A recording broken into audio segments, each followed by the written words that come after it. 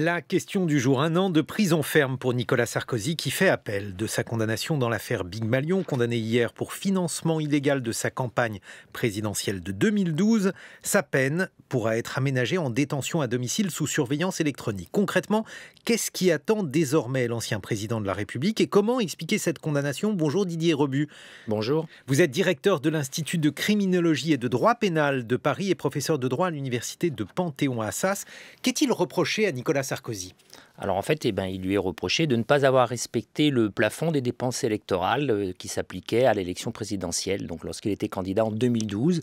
C'est un délit qui est prévu par le code électoral, mais c'est un délit pénal donc qui expose son auteur, en tout cas qui exposait à l'époque son auteur à une peine d'1 an d'emprisonnement et de 3 750 € d'amende. Je dis qui exposait parce que les peines ont été aggravées depuis 2017 pour être portées à 3 ans d'emprisonnement et 45 000 € d'amende, mais compte tenu du principe de la non-rétroactivité des lois pénales, cette aggravation ne concernait pas Nicolas Sarkozy puisque ces faits étaient antérieurs à cette aggravation. Ce qui signifie que Nicolas Sarkozy a écopé de la peine la plus lourde, ce qui veut dire qu'il est considéré comme étant à 100% responsable. Alors ses avocats, mais c'est bien normal, ont considéré que cette peine était beaucoup trop lourde puisqu'il ne s'agissait pas d'un récidiviste. Didier Rebu, est-ce que c'est un argument qui porte en droit ?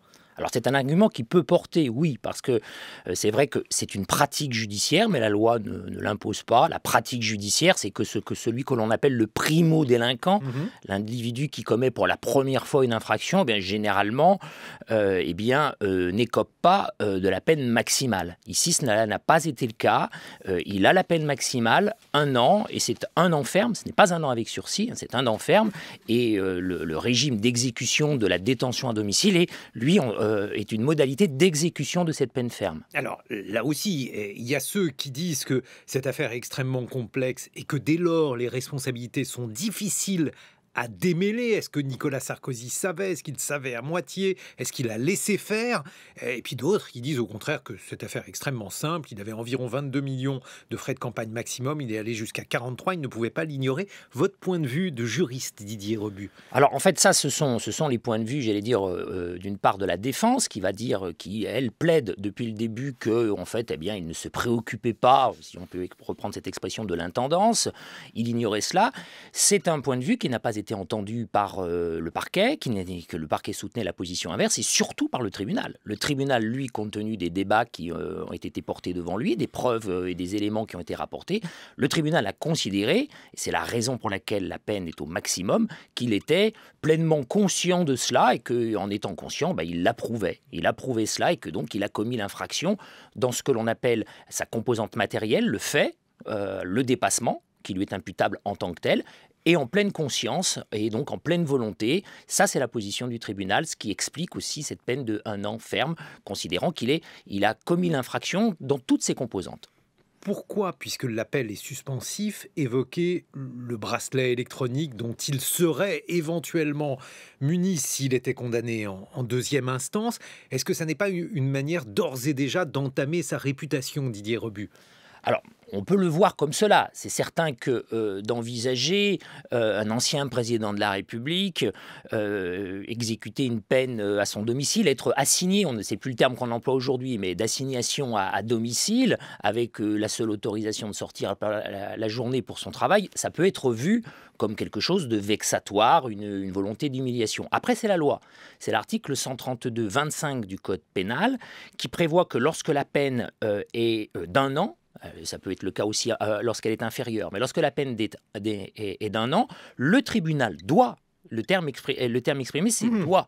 Si la personnalité de l'accusé, enfin du condamné le permet, et là en l'occurrence c'est le cas, prévoir l'exécution de cette peine, notamment sous cette forme. Il y a 2 autres formes possibles, mais notamment sous cette forme. Quelles sont les 2 autres formes? Parce que là aussi, il y a beaucoup d'interrogations, Didier Rebu, et on se dit, mais alors dans ce cas-là, toutes les personnes condamnées à 1 an de prison, pourquoi vont-elles en prison? Pourquoi certaines ont-elles la possibilité d'avoir un bracelet électronique? Bref, on ne comprend pas. Alors ça, c'est le tribunal qui apprécie en fonction de la personne. qui est apprécié en fonction de la personne.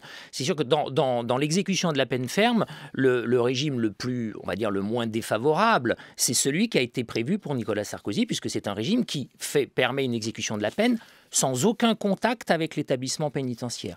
Un autre régime possible, qui n'a pas été prévu par le tribunal, c'est celui qu'on appelle de la semi-liberté, où là, l'individu revient régulièrement en prison, notamment pour y dormir, et il est libre la journée. Donc ce n'est pas ce qui a été choisi pour Nicolas Sarkozy, le tribunal ayant considéré que, compte tenu de sa situation personnelle, il pouvait tout à fait exécuter la peine à son domicile avec un bracelet. Mais alors, est-ce que ça n'est pas justement une manière de dire que finalement, ce que l'on appelle la délinquance en col blanc est jugée de manière moins sévère que d'autres formes de délinquance avec des personnes qui iraient en prison, Didier Rebut, y compris pour 1 an?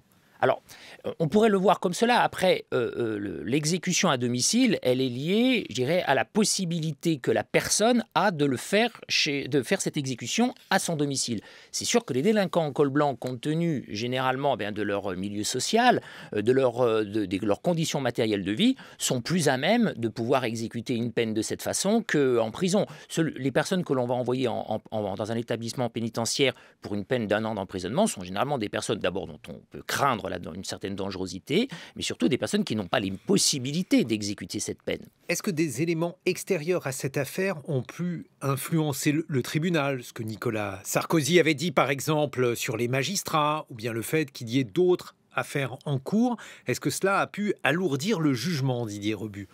Alors, ce qui peut alourdir le jugement, c'est sans doute qu'aujourd'hui, il y a une volonté de la justice d'être particulièrement intraitable avec les politiques. Ce n'est sans doute pas propre à Nicolas Sarkozy, d'autres l'ont constaté, mais il y a de la part des juges un positionnement qui est un repositionnement par rapport à ce type de délinquance. C'est un positionnement de grande sévérité, c'est certain, la preuve, la peine prononcée le montre, mais c'est un repositionnement qui n'est pas propre, semble-t-il, à Nicolas Sarkozy. Sauf, ai-je envie de dire, la Cour de justice de la République, puisque celle-ci, par exemple, pour Christine Lagarde, l'avait déclarée coupable, mais l'avait exemptée de peine, Didier Rebut, et cela avait suscité, on s'en doute, beaucoup de commentaires.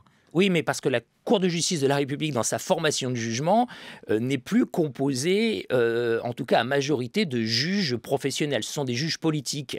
Mais aujourd'hui, ce que l'on peut voir, c'est que des élus. Des élus, voilà, des juges, des sénateurs et des députés. Ce qu'on peut voir aujourd'hui, c'est que lorsque les juges ont en main l'affaire, je pense à la commission d'instruction, là ce sont des juges professionnels, eh bien il y a une sévérité, semble-t-il, en tout cas je ne connais pas évidemment le dossier, mais dans l'affaire Buzyn le montre, il y a une position de sévérité qui peut-être, elle, ne sera pas confirmée par la juridiction de jugement, par la Cour de justice lorsqu'elle aura à se prononcer, puisque elle sera constituée de 3 juges professionnels, de 6 sénateurs et de 6 députés. Et c'est là que l'on observe cette clémence ou cette indulgence que certains dénoncent. Dernière question, elle est compliquée, Didier Rebut. Qu'est-ce qui va se passer maintenant? On va y avoir un second jugement.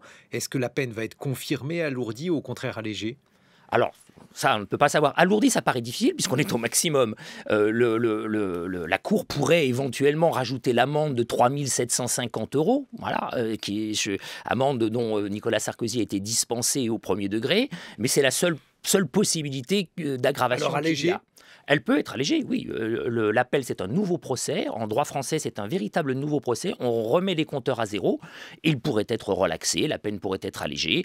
Elle peut être confirmée parce qu'on n'imagine pas qu'elle puisse être aggravée avec cette amende de 3 750 €. Merci beaucoup Didier Rebut. Vous êtes directeur de l'Institut de criminologie et de droit pénal de Paris et professeur de droit à l'université Panthéon-Assas.